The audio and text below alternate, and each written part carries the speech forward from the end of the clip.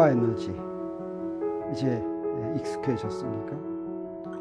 우리 힘은 A라는 물체가 B라는 물체에게 힘작용한다 이렇게 얘기한 것처럼 일도 A라는 물체가 B라는 물체에게 일을 한다 이렇게 얘기한다고 그랬죠. 그리고 A라는 물체가 B라는 물체에게 일을 하면 무슨 일이 벌어지냐면 그 한 일의 양만큼 A의 에너지는 내려가고 B의 에너지는 올라간다고 그랬습니다. 그런데 에너지란 형태가 여러 가지가 있는데 어떤 형태의 에너지가 내려가고 어떤 형태의 에너지가 올라가는지는 경우마다 다 다르다 이런 이야기를 했습니다. 그런데 물리에서 일이라는 물리량, 에너지라는 물리량 이런 물리량을 막 도입할 때 그냥 앉아서 일 한번 생각해야지, 에너지 한번 생각해야지 그래서 도입하는 것이 아니라 반드시 이유가 있어서 그런 물리량을 도입합니다. 그러면 우리가 지금 배우는 역학에서는 그게 바로 어떤 이유냐면 어떤 목적이냐면 우리 역학에서 하는 또는 물리학에서 하는 목표가 뭐였습니까? 네, 물체의 운동을 기술하는 거였죠. 뉴턴의 운동법칙을 적용해서 푸는 것이라고 했습니다. 뉴턴의 운동법칙을 적용해서 푼다는 걸 뭘 푼다고 그랬습니까? 물체의 위치를 시간의 함수로 나타내면 된다 그랬죠. 근데 가장 쉬운 경우, 가장 간단한 경우 이 얘기는 뉴턴의 운동방정식을 풀기가 가장 간단한 경우는 힘이 일정한 경우라고 그랬어요. 힘이 일정한 경우에는 그냥 등가속도 운동을 하니까 가속도만 구하면 문제 다 푼 것이나 마찬가지라고 그랬죠. 근데 힘이 일정하지 않은 경우는 이제 문제가 복잡해집니다. 다시 말하면 뉴턴의 운동방정식, 미분방정식을 풀기가 어려워집니다. 그럴 때는 어떻게 하냐면 물리학자들은 새로운 물리량을 도입합니다. 그래서 그 뉴턴의 운동방정식을 간단하게 표현하기 위해서 그런 목적으로 새로운 물리량을 설계한다라고 하는 것을 우리 생각해 둬야 되겠습니다. 그래서 그런 거 설계하려면 그 무엇을 이용하겠습니까? 수학을 이용합니다. 그것도 높은 수준의 수학을 이용합니다. 그런데 우리 지금 이번 강의는 그런 수학을 이용해서 문제를 푸는 능력을 기르는 것이 우리의 목표가 아니라고 그랬습니다. 단 물리학자들이 하는 짓이 뭔지는 봐야지 되겠어요. 근데 물리학자들이 하는 짓을 보는데 그냥 말로만 해가지고는 그것이 무엇인지 이해하기가 힘듭니다. 그래서 어떤 수학을 사용하는지 소개합니다. 어렵습니다. 이런 수학들이 미분, 적분 나오면 그냥 어려워하는 사람들이 있죠. 그렇지만 이 미분, 적분을 가지고 풀어라 그러면 문제 풀 때는 어려울지 모르겠지만 이게 미분과 적분이라는 건 아마 이런 건가 보다라고 생각하면 뭐 그렇게 크게 어려운 일이 아닐지도 모릅니다. 그래서 뉴턴의 운동방정식을 일과 에너지로 다시 표현할 때 필요한 수학을 조금 공부하겠습니다. 그 중에 하나가 우리 선적분이라고 하는 것입니다. 적분하면 바로 미분과 연관이 되어 있습니다. 그래서 먼저 지난번에 배운 미분과 도함수 잠깐 복습을 해야지 되겠습니다. 미분이란 뭐였습니까? 그냥 미분하면 변수의 미분이 있었죠. 그냥 미분하면 차분이 좀 작은 거였어요. 차분이란 A라는 변수가 있으면 나중 A 빼기 처음 A, X라는 변수가 있으면 나중 X 빼기 처음 X, 이게 차분입니다. 이게 좀 작아지면 미분이죠. 그런데 우리가 그냥 미분이라고 얘기할 때 도함수의 의미도 갖게 됩니다. 그래서 우리 어떤 라지 f라는 이런 함수가 있는데 이 라지 f를 x에 대해서 미분하면 그 미분한 것을 f 프라임 이렇게 표시합니다. f하고 이렇게 쓰고 프라임이라고 읽죠. f 프라임 x 이러면 어떤 함수를 x에 대해서 미분한 도함수다 이런 뜻이 되겠어요. 그런 도함수를 우리 스몰 f로 표시한다고 하면 그건 어떤 의미가 되냐면 우리가 지난번에 했었죠. 바로 이런 도함수는 무엇하고 똑같으냐면 요거의 미분 f라는 종속변수의 미분과 독립변수의 미분에 비하고 같다고 그랬죠. 그게 무슨 말인지 잘 모르겠으면 차분 생각하면 알기가 쉬웠죠. 그래서 델타 f, f2 빼기 f1입니다. 그 다음에 x2 빼기 x1 요것이 바로 도함수다 이렇게 얘기했죠. 자, 이게 우리가 지난번에 복습한 내용이 되겠습니다. 그래서 여기에 그래프에 어떤 그래프를 그렸냐면 요 fx, 라지 fx를 이렇게 쭉 그렸어요. 쭉 그리면 그때 그러고 나서 우리 저 선적분을 이해하기 위해서 이걸 하겠습니다. 요 밑에 여기 독립변수가 여기가 있고 이게 x축이 이게 독립변수 축이에요. 요게 f인데 요거를 같은 간격으로 작은 간격으로 이렇게 쭉 나눴습니다.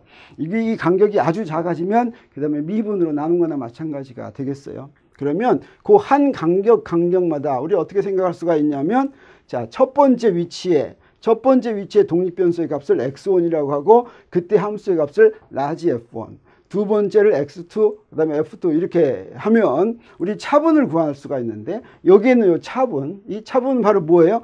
델타 f1은 f2 빼기 f1, 델타 f2는 f3 빼기 f2. 그래서 여기 2보다 하나 더 큰 데서 작은 것을 빼는 거다. 그래서 i번째 델타 fi는 i 플러스 1의 f 빼기 fi다. 이렇게 알아두면 이게 이제 연속적으로 같다고 생각할 때도 똑같이 생각할 수가 있습니다. 그래서 델타 fx는 x 더하기 델타 x 때 f값에서 그냥 fx일 때 f값을 뺀 것이라고 생각하면 되겠어요. 그러면 요 b가 바로 뭐냐면 도함수, 첫 번째 도함수, 두 번째 도함수, 세 번째 도함수다. 이렇게 얘기할 수가 있겠습니다. 이렇게 놓을 수가 있겠죠. 우리 선적분을 정의하기 위해서 이렇게 한번 표시를 해봤어요. 그러면 적분이라는 건 뭐냐면 이 스몰 fx를 x에 대해서 적분했다라고 하는 것은 사실은 쭉 나눠놓고서 각각의 어떤 f가 있으면 첫 번째 위치에서의 값에다가 델타 x를 요게 델타 x인 거나 마찬가지예요. 그래서 스몰 f1 곱하기 델타 x, 스몰 f2 곱하기 델타 x 해가지고 이걸 쭉 더한 것이 바로 이게 적분입니다. 그래서 이 적분은 알고 봤더니 어때요? 요 스몰 f1은 델타 x분의 델타 f1이었죠. 여기다 델타 x를 곱했으니까 뭐만 남냐면 이렇게 델타 x를 다 곱하면 결국에 뭐만 남게 됩니까? 요 위에 것만 남죠. 델타 f1, 델타 f2 이런 것만 쭉 남는데 근데 이제 델타 f1은 뭐예요? f2 빼기 f1이고 두 번째 거는 f3 빼기 f2고 이건 라지죠. 쭉 해가지고 끝에까지 가면 우리 뭘 알 수가 있냐면 요 f2하고 요 f2는 상쇄되고 요 f3하고 요건 또 상쇄되고 그래서 뭐만 남습니까? 맨 나중에 맨 끝에 거 두 개만 남게 됩니다. 그래서 사실은 여기 f5가 아니라 f1이 남죠. 여기서도 x1이 남겠어요. 양쪽 끝만 이렇게 남는다. 이렇게 생각할 수가 있습니다. 이게 바로 적분인 것입니다. 이렇게 적분을 하는 것인데 우리 적분을 할 때 편의상 적분을 쉽게 하기 위해서 먼저 적분은 어때요? 그래서 더해줄 때 이 적분할 때는 양쪽 끝을 먼저 얘기를 해줘야지 적분값이 딱 맞게 숫자로 나옵니다. 근데 이런 적분값을 숫자로 딱 나오기 전에 적분 계산을 쉽게 하기 위해서 여기에 아무런 앞에 양쪽 끝을 정하지 않고 적분하는 이런 경우가 있어요. 이건 뭐냐면 어떻게 써주면 되냐면 요걸 더함수라고 하면 요걸 더함수를 만든 함수를 여기다 쓰고 대신 여기에 있는 적분 끝값에 대해서 요 수치값은 달라지니까 여기에 어떤 상수를 하나 더한다. 이 상수는 나중에 요 두 개가 정해지게 되겠어요. 이렇게 정해지게 이런 것을 뭐라고 부르냐면 부정적분이라고 부릅니다. 그런데 여기다 이렇게 A, B를 써주면 그러면 이 상수가 필요 없어지고 바로 전에 우리가 증명한 것처럼 맨 나중에 F값 빼기 맨 처음에 F값 이렇게 하면 되겠어요. 그래서 요 스몰 F를 적분해주면 요건 뭐예요? 요 놈을 미분한 게 요거였죠. 요거의 더함수가 요거였죠. 서로 그런 관계가 있어요. 그래서 요거를 적분하면 요게 되고 요거를 미분하면 요게 된다라고 하는 것을 알 수가 있겠습니다. 우리 미분을 할 때 일반적으로 x의 n승을 미분할 줄 알면 어떤 거든지 다 미분이 가능했죠. 그래서 우리 x의 n승에 대한 부정적분을 알면 나중에 전부 다 적분할 수가 있겠어요. 그래서 요 x의 n승의 부정적분은 뭐냐면 나중에 미분을 해가지고 요게 나온 놈이 되겠어요. 그럼 무엇을 하면 미분해서 요게 나오냐면 x n 플러스 1승을 미분을 하면 x n승이 나옵니다. 단 미분을 할 때는 어떻게 했어요? n 플러스 1이 앞에 나왔죠. 그러니까 요걸로 나눠줘야지 되겠어요. 그래서 우리 x의 n승의 부정적분은 여기 n 플러스 1분의 x n 플러스 1이 되고 x의 n을 미분해주면 요걸 미분해주면 그거였죠. 미분해주면 nx의 n-1 이랬죠. 그래서 그거 거꾸로 한 거나 마찬가지예요. 그리고 부정적분이기 때문에 여기에 c가 필요하다. 그렇지만 정적분이 되면 어떻게 돼요? 여기다가 요 자리에다가 b하고 a를 이렇게 집어넣어주면 정적분이 된다라고 하는 것을 알 수가 있겠습니다. 이제 우리가 정의하려고 하는 선적분 정의할 때가 됐습니다.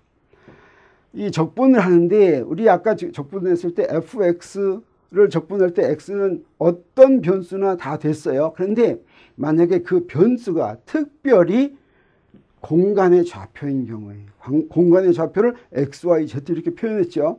물론 공간의 좌표 표시할 때 꼭 직각좌표계에서는 x, y, z 했지만 직각좌표가 아닌 다른 좌표계에서는 다른 좌표여도 마찬가지예요. 그래서 그 독립변수가 공간의 좌표인 그런 함수에 대해서 적분할 때 우리가 선적분이다, 면적분이다, 부피적분이다 이런 말을 씁니다. 그래서 선적분이란 어떤 거냐면 독립변수가 공간인데 공간에서 어떤 선을 따라가서 적분한다라고 하는 뜻이에요. 선 따라가면서 쭉 피적분 함수를 다 더해주는 거, 이게 선적분이 되겠습니다. 그래서 그 적분교에는 어떤 선을 따라가서 적분할 것인가 하는 것을 표시해 줘야지 되겠어요. 면적분은 그러면 뭐겠습니까?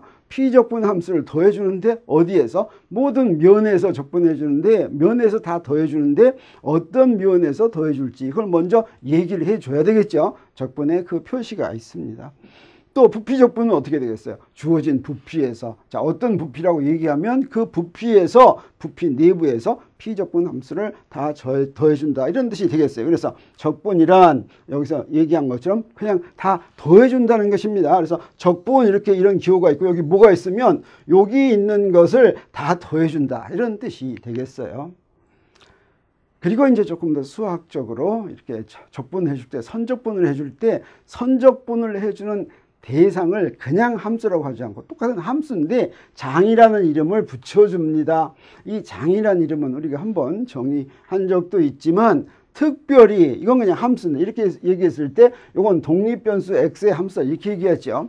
근데 이 x가 그냥 아무런 변수가 아니라 공간의 위치를 나타내는 좌표이면 이 함수를 장이라고 불러주는 겁니다. 그래서 함수라고 얘기할 때는 반드시 어떤 독립변수가 있으면 그 x값일 때 대응하는 값이 하나가 있어야 되겠어요. 그 값 하나 있는 것을 요게 이제 x의 함수인데 요 값 하나, 요 x라는 값 하나에 여기에 요 함수 값 하나가 이렇게 대응되지요. 요걸 우리가 함수라고 하는데 독립변수와 종속변수는 항상 1대1로 대응해야 된다라고 하는 건 무슨 뜻이냐면 독립변수 값 하나에 종속변수 값 하나가 딱 대응해야지 된다 이 말이에요. 자, 그런 경우에만 우리가 미분, 적분 이런 걸 적용해서 할 수가 있습니다. 물론 함수를 갖다가 여러 값에 대응하는 함수도 도입할 수는 있겠지만 그거는 미분, 적분하고 상관없이 그냥 다른 데 사용하는 거라고 할 수가 있겠어요. 우리 미분, 적분에 사용하는 함수는 반드시 독립변수와 종속변수 사이에 1대1로 대응해야 된다라고 하는 걸 우리가 알 수가 있는데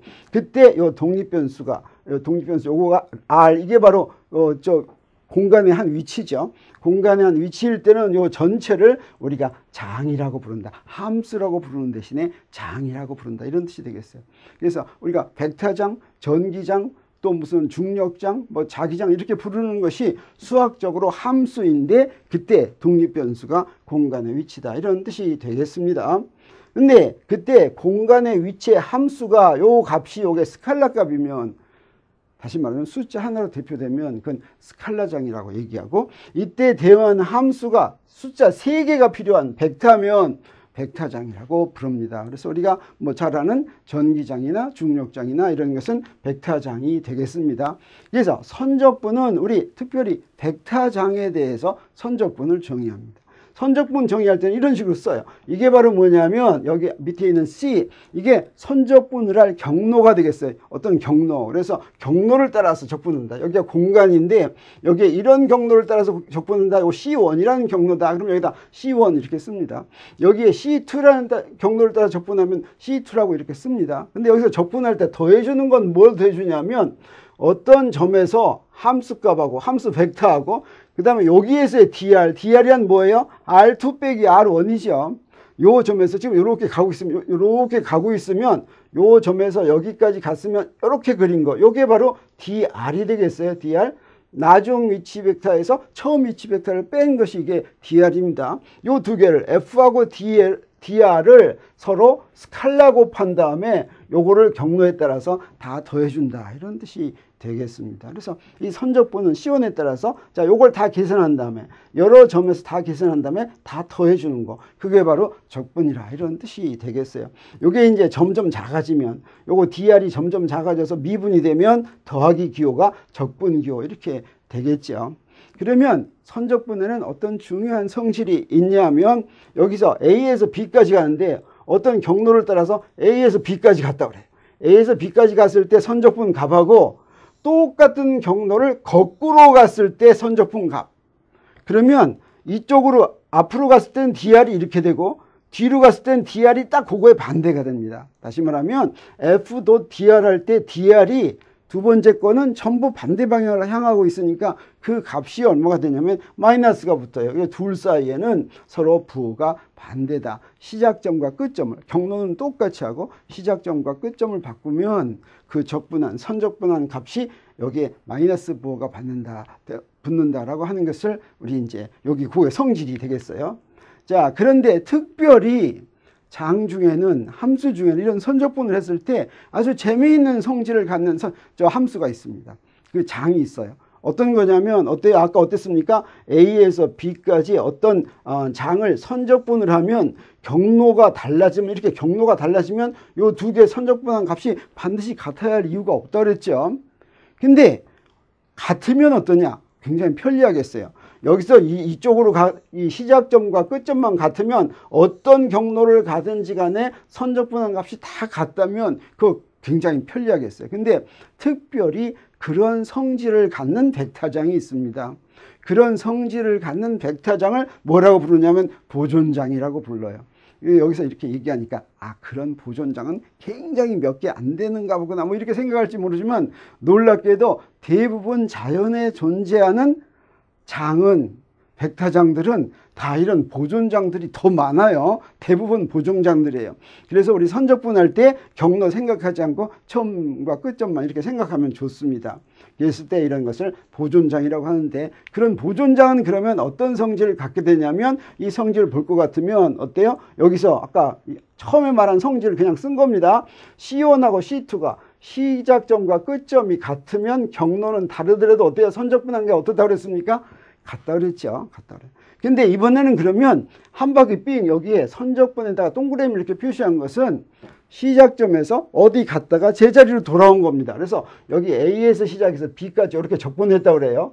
근데 같은 데를 가지 않고 어디 다른 데를 해서 제자리로 돌아와서 원래 자리로 한 바퀴 뺑 도는 거, 이게 바로 폐곡선이라고 하는데, 폐곡선을 따라서 적분한 걸 이렇게 표시합니다. 그러면 그게 보존장의 경우에는 0이 됩니다. 이거 금방 증명할 수가 있어요. 왜 그러냐면 우리 요거를 어떻게 쓸 수가 있냐면, 한 바퀴 뺑 돈 거는 A에서 B까지 C1으로 가고, 그 다음에 B에서 A까지 C2로 가겠어요. 자, 그거 우리가 요거 한 바퀴 삥 돌았다는 걸 그냥 표시한 거죠. 그 다음에 요 두 개를 갖다가 바꿔 쓸 수가 있어요. A와 B를 바꿔 쓰면 어떻게 하면 되느냐? 요 BA를 여기 A, B하고 BA가 있는데 요거에 똑같은 거 또 한 번 썼나? BA 똑같은 거 또 한 번 썼나?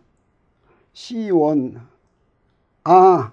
이거 먼저 했네요. 자, 요거 보존장은 어떻게 정의가 됐냐면 C1하고 C2하고 A, B가 같기만 하면 같다 그랬죠. 그래서 요 놈하고 요 놈은 요건 어떻게 쓸 수가 있냐면 C2를 C1으로 바꿔 쓸 수가 있겠어요. 두 개 같으니까 보존장의 경우에 바꿔 썼는데 A, B를 나중에 BA를 AB로 바꿨으면 여기 마이너스가 붙죠. 근데 요거하고 요거하고 똑같으니까 빼니까 0이 됐죠. 이게 바로 보존장의 성질이 되겠어요. 그래서 보존장의 성질은, 보존장이란 두 양 끝점이 있으면 경로가 다르더라도 다 선적분한 게 다 같다. 그래서 결과적으로 어때요? 제자리로 뺑 돌아온 선적분의 적분은 0이 된다 라고 하는 것이 보존장의 아주 중요한 성질이고, 이게 이제 앞으로 뭐 할 때 이용되겠어요? 지금 뭐 하느라고 이거 한다고 그랬어요? 뉴턴의 운동 방정식을 힘이 일정하지 않고 막 변하고 이러면 풀기가 힘들어졌을 때 우리 뭔가 쉬운 거 한다고 그랬죠? 그때 우리 이것을 이용할 것입니다.